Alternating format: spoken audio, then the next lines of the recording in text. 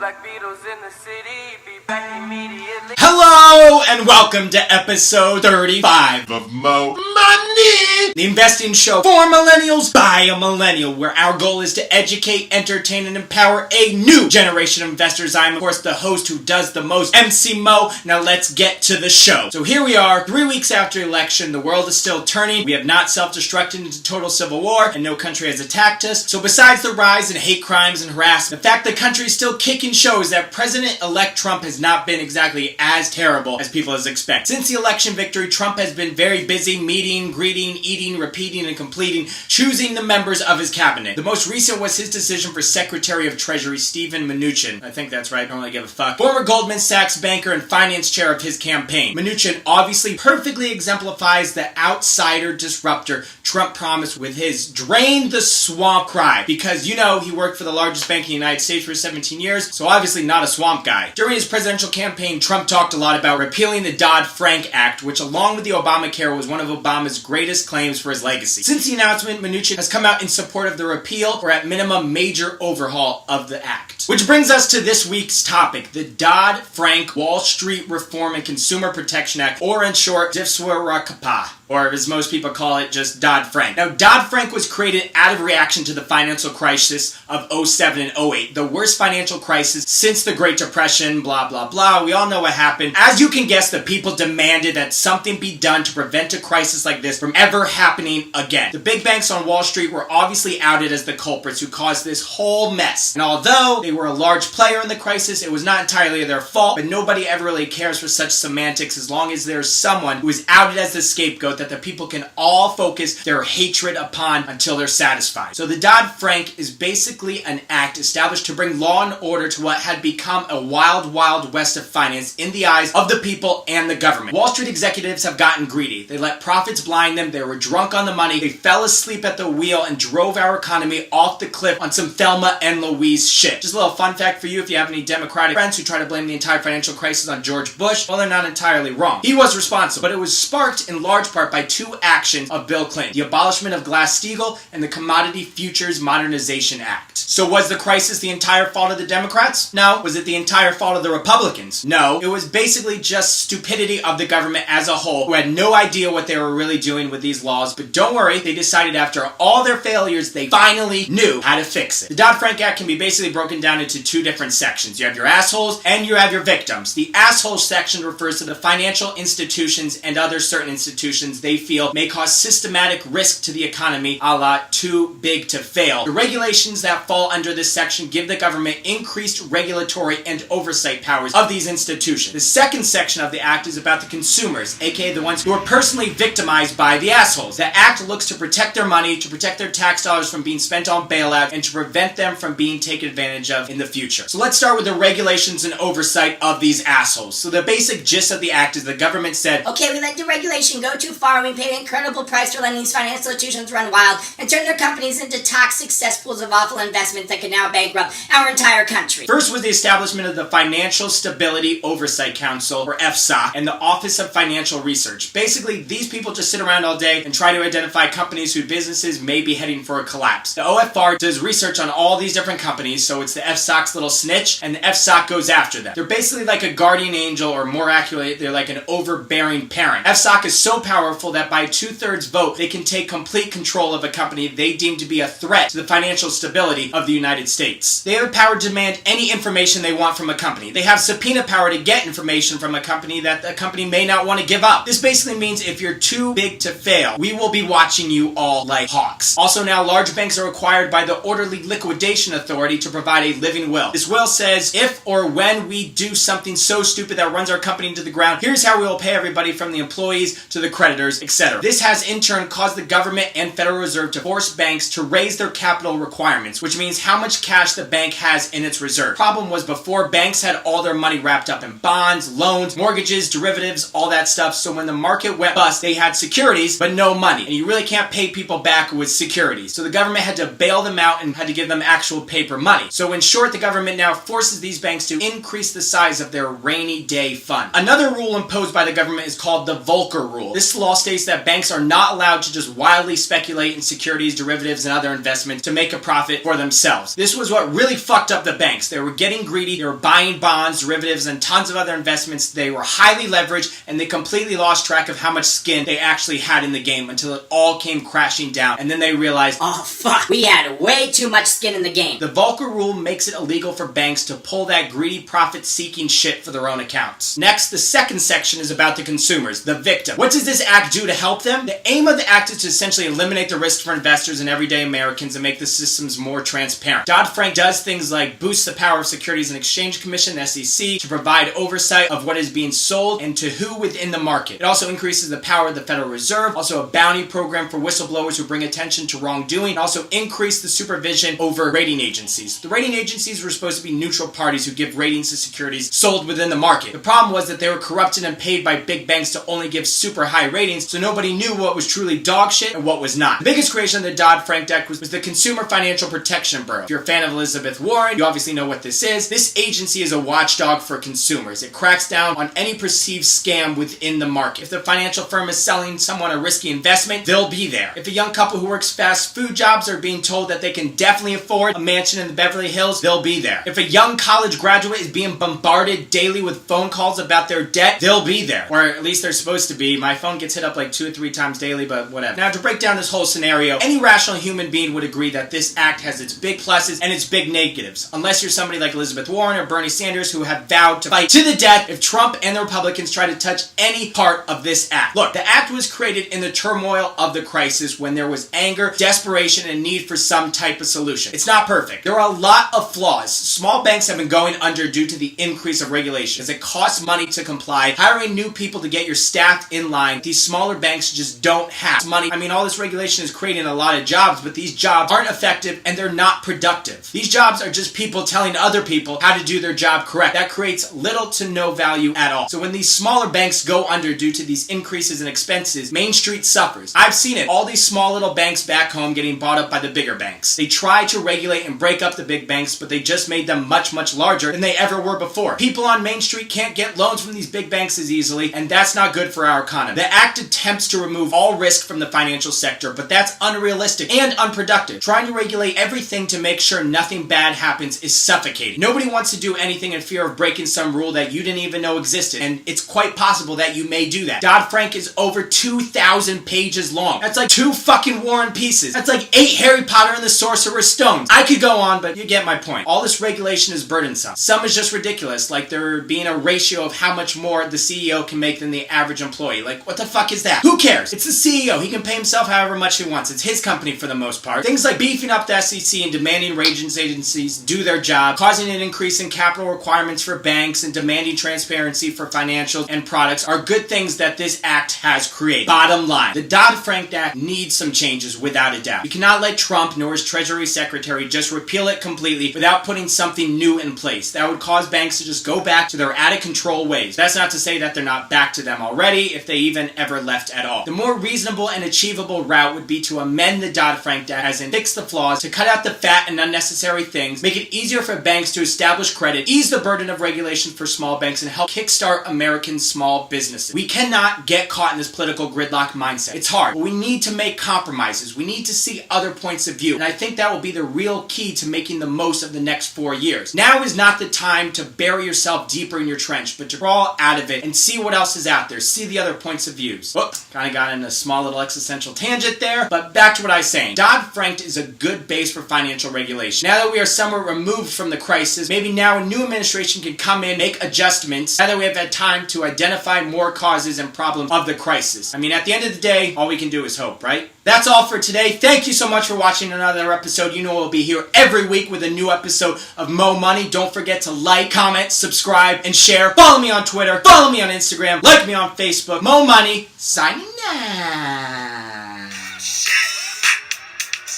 I'm a dangerous man with some money in my pocket. Keep up. So many pretty girls around me and they're waking up the rocket. Keep up. Why you mad? Fix your face. Ain't my fault they all be jacking. Keep up. Players only. Come on, put your pinky rings up to the moon.